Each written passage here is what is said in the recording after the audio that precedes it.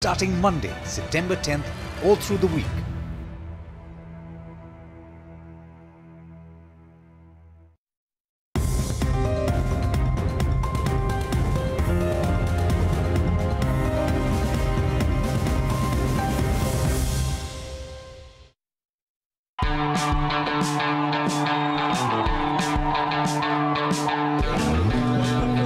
Well, all that I have to say to Supreme Court is a big thank you. Our voice has been heard and finally justice has been delivered. This is the happiest day of our life. I'm not a criminal right now. I think the LGBT community in the nation got independence.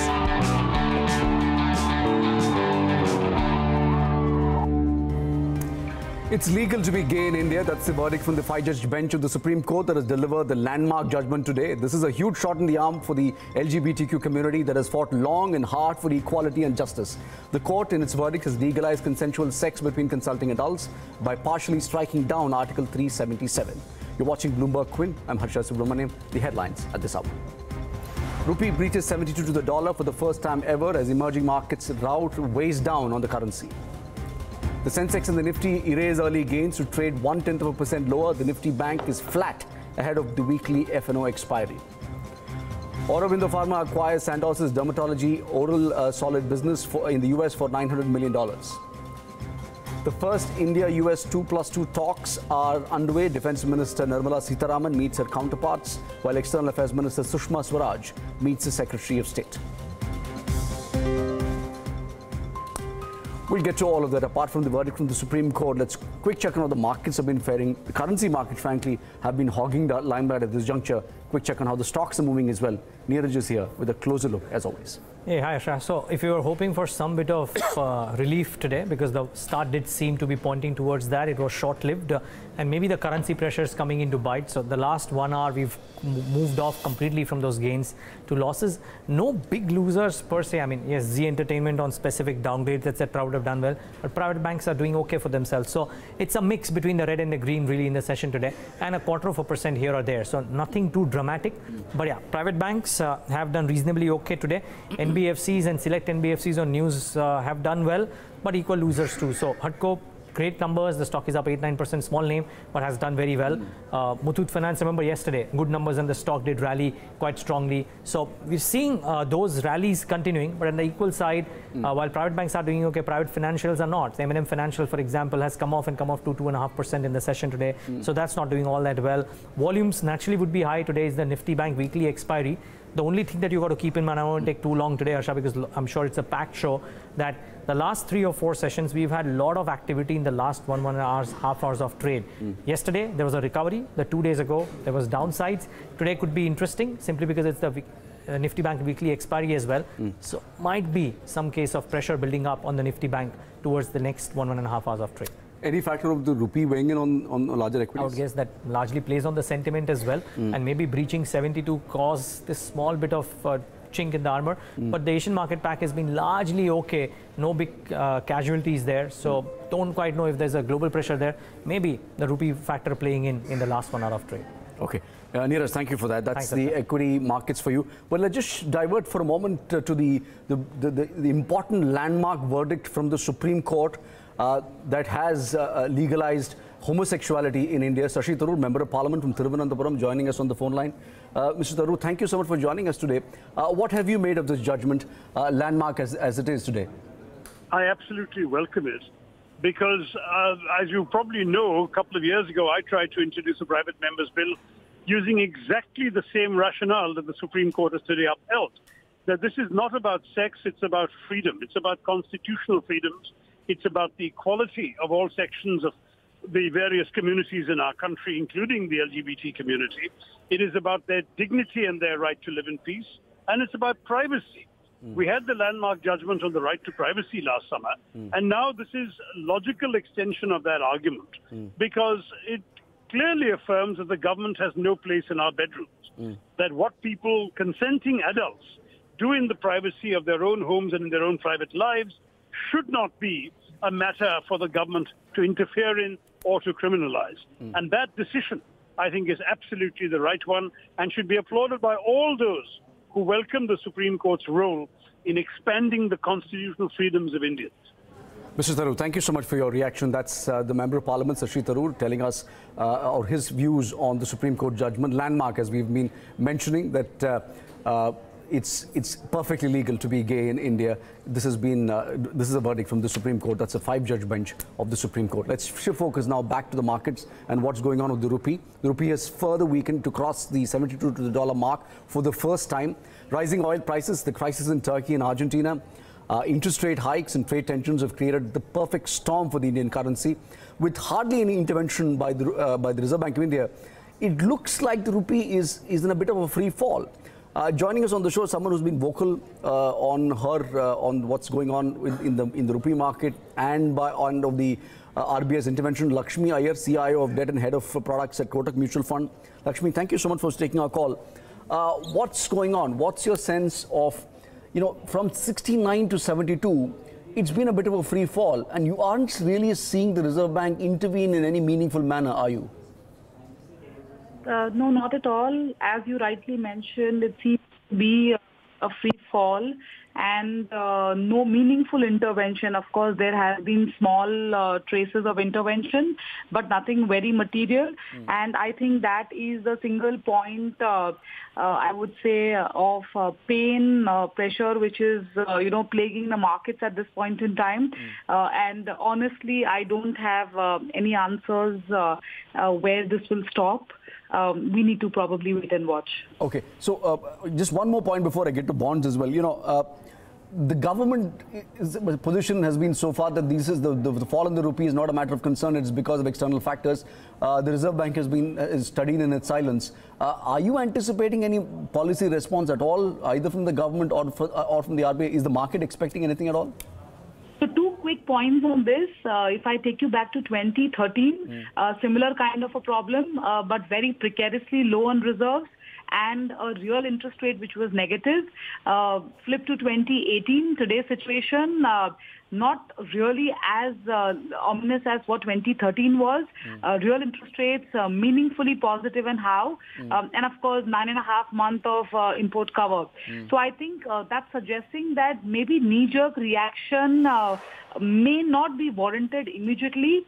We have a monetary policy decision slated for next month, which is on October 5th. I think that is when we would get to meaningfully hear the Reserve Bank and, of course, the Monetary Policy Committee decision as well. Anything in the interim could be more of a stopgap. I'm not too sure whether we need to react, because you also observed all other currencies are also in the same bandwagon as is the rupee. A word about the bond as well. The benchmark is trading over about 8%. And yet again, there are concerns that have been in the offing for a while. Are you expecting the RBI to announce an OMO? Is the market factoring that in? So the markets have been expecting every week some sort of intervention to probably cool off the bond yields, or maybe more importantly, signal some liquidity measure. The good part is that the short end is not really materially moved. It's the middle end, specifically the GSEC, which has actually inched up, and specifically the government securities market. We have an advance tax outflow in the middle of this month, which will aggravate the liquidity situation. So yes, the markets definitely are pining on hopes that there will be open market operations, but how much and how soon? I think one needs, I don't have a very precise timeline on it, but till then I think bond yields are continuing to race along with the rupee depreciation. I have one final question, Lakshmi, and this is for anyone who's invested in a mutual fund, particularly on a debt fund or a bond fund. If he's looking at the screen today, what should he be doing? I'm not for a moment suggesting that he should be, taking investment or mutual fund calls on a short-term basis. But is this an opportunity to buy? Should he continue investing? What's the broader medium-term view? So the broader medium-term view is that any money that you're putting in fixed income by virtue of you wanting to avail of long-term capital gains has to be for 3 years. And in that breath, if you look at even a long duration bond fund from a 3-year perspective, they have not completely disappointed in comparison to traditional mode of investments. So with elevated yields, my one message is that continue to stick to your broad asset allocation view. And in this kind of market, strategies like short duration funds, credit accrual funds, and fixed maturity plans could be overweighted in a fixed income portfolio. Lakshmi Iyer, thank you so much for joining us today. That's Lakshmi Iyer from Kotak Mutual Fund giving her views on both bonds and the currency. The currency clearly is the headline. The crack in the rupee, you have to remember this is part of a larger rout that's going on in the emerging markets. And it's the longest rout since 2008 for stocks. 222 days it seems. For currencies, 155 days. And for local government bonds, 240 days. To put this data in perspective, Srinivasan Sivabalan from Bloomberg News joins us from our studios in London. To give us a sense and perspective of how deep this trouble has been. Srini, thank you so much for joining in. There are no signs of a let-up here, is it? Thank you, Harsha. It's wonderful to be back. Yes, there doesn't seem to be any let-up. This rout has surprised even the most ardent bear. Not by the percentage of change, but by the length of time it's gone on. If you look at history, emerging markets is one asset class that sells off quickly and rebounds quickly. And we have got used to that dynamic, and that's part of the volatility we have bargained for in this asset class. But now we are seeing a slow rot, slow boiling frog, as it were, and that's what's surprising people. And if you look at why India is selling off or Indonesia is selling off, it is, it seems to be like one-size-fits-all approach. Stronger economies selling off along with weaker economies. The fundamentals have gone for a toss. Momentum has trumped value, and that is the lesson from this sell-off. Okay, Srini, I also want to ask you. It looks like this EM contagion that you're seeing have seen many smaller mini routes as well. Can you talk about some of those mini routes that have taken place? Yes, this is actually like a family of routes, if you will. There is no one common theme that runs across. In some countries like India, a current account deficit is coming to the fore and people are talking about political risks and so on. But you cannot compare this, the selling in India with the selling in Turkey, where there are fundamental issues, runaway inflation, a lack of political will to handle fiscal profligacy, and so on. So each country is selling off for its own factors, and all of it looks like one major theme. If anything, the only theme that's connecting all the markets is the trade war, and that is what we should be focusing. Turkey, Argentina have been sideshows which have grabbed headlines, but the underlying theme is more about the dollar and the trade war. Srini, thank you so much for joining us. Srinivasan Sivabalan from Bloomberg News in London explaining to us, putting this in context of what's going on in emerging markets and why India is not the only one that's selling off at this juncture. All right, let's move on and talk about Jayant Sinha made headlines on Tuesday when he said an auto ride costs more per kilometer than a flight on some busy routes in India. That prompted us to look how exactly or how much does it really take one of the premium trains in the country to travel on one of these routes, and the fare suggests that it's much faster and cheaper to fly in India. Samit is here with some comparison to say whether Jayant Sinha was actually right or not. Samit. So the first route that we checked today was Mumbai to Delhi, which is one of the busiest route in India. Now, if you see the air ticket prices here, they range from 2,200 to close to 6,400, and in the same route the railway ticket cost is around 2,400 to 4,700. Now these prices are if the tickets are booked 15 days prior to your journey. So you can clearly see here the minimum ticket prices for railway is higher than that of airfares, where it is close to 2,200, and for railway it is 2,400. Now the second route that we checked was from Mumbai to Kolkata. Now if you see here, the air ticket prices range from 2,900 to close to 4,000 rupees, while the railway ticket prices are in the range of 3,000 to 6,100. So in this case, both the minimum and the maximum price for railway ticket is higher than the air tickets in Mumbai to Kolkata route. And the last route that we checked was Mumbai to Bangalore. Now on this route, airfares are in the range of around 1,800 rupees to 5,000 rupees, while railway ticket prices are in the range of 1,300 to close to 3,400. Now in this case, railway ticket prices are lower than that of airfares, but if a customer is willing to pay close to 3,400 rupees for a 16-hour long journey, they'll obviously like to spend more than close to 1,800 rupees for a 2-hour journey. So you can see how airfares in majority routes are now cheaper when compared to railway routes.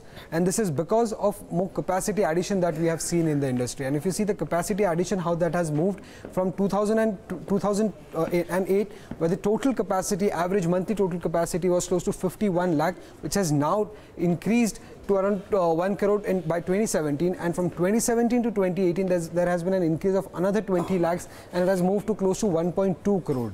Now this excess capacity addition has made an airline seat a perishable good. They were forcing airline companies to sell it at throwaway prices, and that is the reason why the ticket prices have become now cheaper.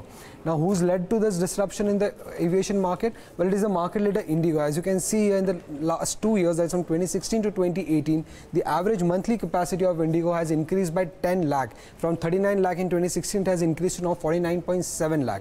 And this 10 lakh addition in seat is more than the combined addition done by the next 3 players, that is Jet Airways, Air India and SpiceJet, and also more than the addition done by the other 3 players, that is Go Air, Air Asia and Vistara. Soumit, thank you for that. Let's move on now, talk about a deal.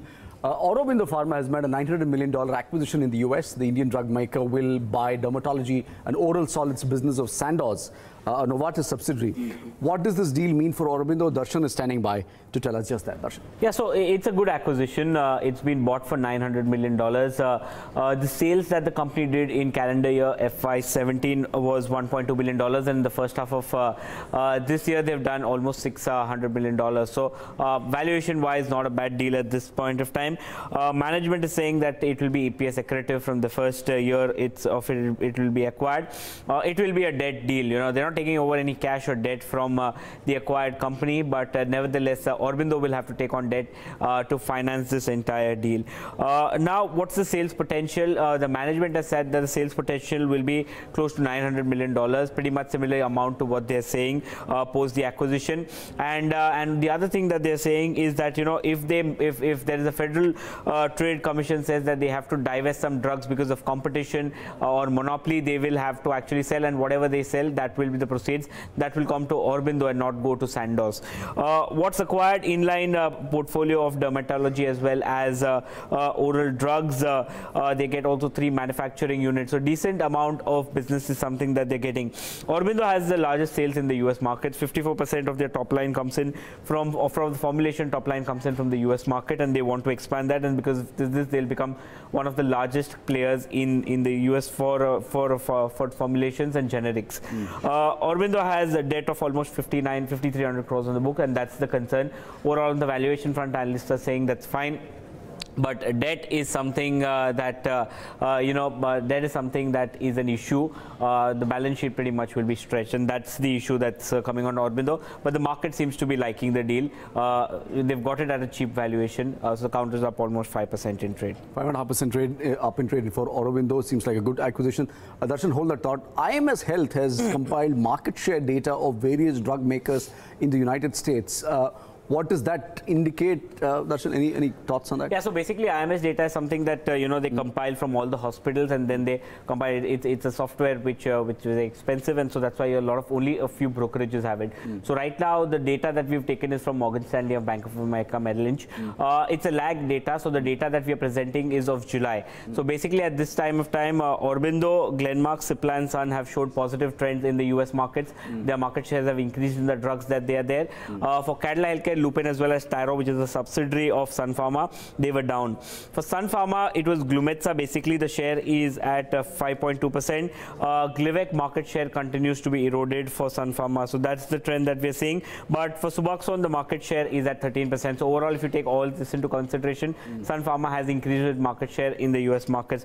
For Lupin, Fortimate and Glumetza, they continue to have a stable share at this point of time. Remember, they were the prime drugs, and after the competition came in, you could see the impact on the share price. After weeks of sluggishness, Axiron market share is also stable for Lupin this time around. Cipla, we don't have too much data. The recently launched drug has a market share of 6.3%. The other products were just launched, so there's no market share at this point of time. For Dr. Reddy's, it's pretty flat. They haven't lost market share, nor they have gained share in any of the key products that they work in. For Aurobindo Pharma, some of the share of their new products that they have launched, the market share is increasing. But across the board, there is volume growth that is there. Kerala is not good. You know, some of the products that they have are seasonal in nature, and that is why they are seeing a drop in market share. Glenmark again, and for Torrent Pharma again, the share on certain of their key products have been doing well this time around. Interesting. Thank you, Darshan, for putting that in context. Excuse me. Let's move on. After 2 delays, the much anticipated 2+2 meet between India and the United States is finally underway. Defense Minister Nirmala Sitharaman, External Affairs Minister Sushma Swaraj are in talks with their American counterparts, the Secretary of Defense James Mattis and Secretary of State Mike Pompeo. The 2-day summit is the first high-level meeting of this nature between the United States and India, and it comes at a time when trade tensions and American sanctions have cast a shadow on the relationship. Bloomberg Queen's Tamanna Inamdar spoke to former Ambassador Ashok Sajan and JNU Professor Rajesh Rajagopalan to understand how important this meeting really is. This is the highest format of interaction between India and the United States. And the objective of this meeting is how to deepen and to expand the cooperation, whether it is in strategic terms, it is in defense terms, it is across the board. And we can see, both the countries can see that there are a large number of challenges that confront India, that confront the United States in the region and in the world, and how the two countries can work together. More recently, we also have had issues like CAATSA, that is countering America's adversaries through Sanctions Act, and the purchase of S-400 Triumph missiles from Russia. That has come under a cloud. Also has come under a cloud oil imports by India from Iran. So these are some of the things, some of the, let me say, the contentious issues which have emerged in recent months, which will be a focus of discussions. And of course, there are a large number of positive areas, whether some of the decisions that we have seen more recently, the upgradation of India from STA-2 to STA-1, the Strategic Trade Authorization 2 to STA-1, the naming of Pacific Command as Indo-Pacific Command, the launch of Quad once again, the greater use of Indo-Pacific in place of Asia-Pacific. Yeah. So I think there is greater convergence between the two countries. So both the positive and the more contentious issues, all these are sought to be decided to put the relationship on an even keel and on a faster track. You know, it's interesting because you spoke about some of the contentious issues, and there's a quote from Mike Pompeo before he left. Of course, he's stopping by Pakistan first, where he says that, of course, Iran and the sanctions on Russia will be discussed, but they're not the only priority. Rajesh Rajagopalan, that's all well to say before Pompeo gets in a room with Sushma Swaraj and, of course, James Mattis and Raksha Mantri Nirmala Sitharaman. But how much of a play are these sticky issues, especially Russia, considering a recent statement from a Pentagon official saying that India should not, expect a guarantee of an exception from CAATSA. There are sanctions, American sanctions on Russia, and they would naturally extend to India if we continue with our purchase of the S-400 missile system from Russia. Yeah, I think that issue will definitely be discussed. I don't think that will be ignored in this coming discussions. But we have a lot more to discuss, not just those. I think those issues will have some priority in terms of the fact that they could damage our relations going forward, and also in terms of negotiating how they might be dealt with, because as the Pentagon and the US government has made clear, the fact that there is an authorization that allows the president to waive some of these sanctions doesn't necessarily mean that they will actually do it. It is not actually a waiver that we have got, it's only an authorization for a waiver for some of these sanctions. So we will have to, there will definitely be some negotiations in terms of what India can give in return for the US government waiving these sanctions, at least temporarily. We are out of time on the show. Thank you so much for joining us today.